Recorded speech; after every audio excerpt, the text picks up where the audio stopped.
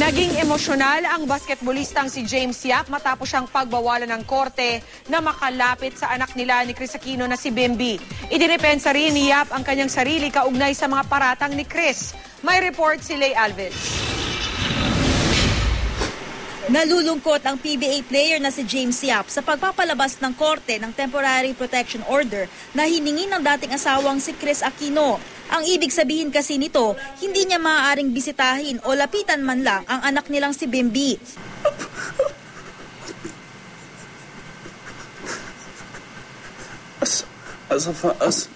Sa tatay, sobrang nasasaktan ako dahil sinasabihan ako ng anak ko, I don't like you, you're a liar.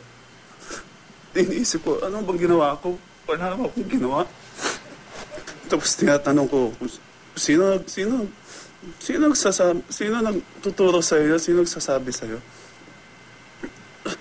Mama. Sa petisyon ni Kris, sinabi nitong nilabanan niya ang advances ng dating asawa, kaya nauwi sa pagtatalo at nasaksihan ng kanilang anak na nagtanim na ng galit at takot sa ama. Pero sabi ni James, nagbibiro lang daw siya noon. Papaalam na sana akong umalis. Sabi ko, Bim, kiss mo na si Papa kasi alis na. Sinabi ni Bim, I don't like. Tapos ako naman, sinabi ko, Bim, pag hindi mo i-kiss si Papa, ikikiss ko si Mama. Mapit ako kay Kris. Hinawakan ko siya dito. Hinawakan ko siya. Paghawak ko, sabi ko, Bim, look, kikiss ko ng mama mo. Tapos biglang si Kris nagsabi na, sinasaktan mo ako, you're hurting me. Tapos siyempre yung bata, akala talaga sinasaktan siya. May paggabanta pa raw sa kanya si Kris patungkol sa kapatid na si Pangulong Noynoy Aquino at sa kanyang dating mga naging karelasyon. Baka nakalimutan mo. May 3 years pa yung brother ko. Sinabi niya sa akin na,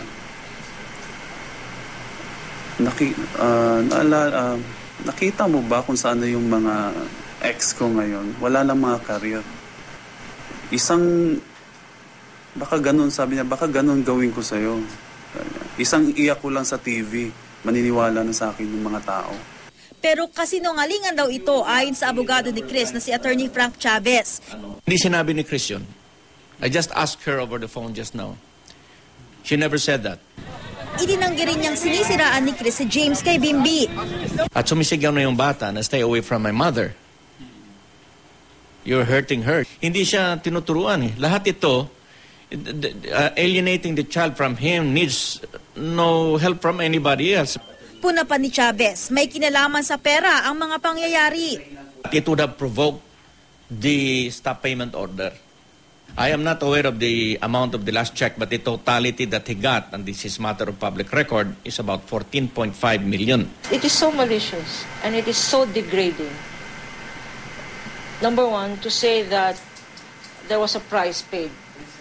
That's not correct. As a matter of law, there was a settlement of the estate. Lay Alves, Nakatutok, 24 Oras.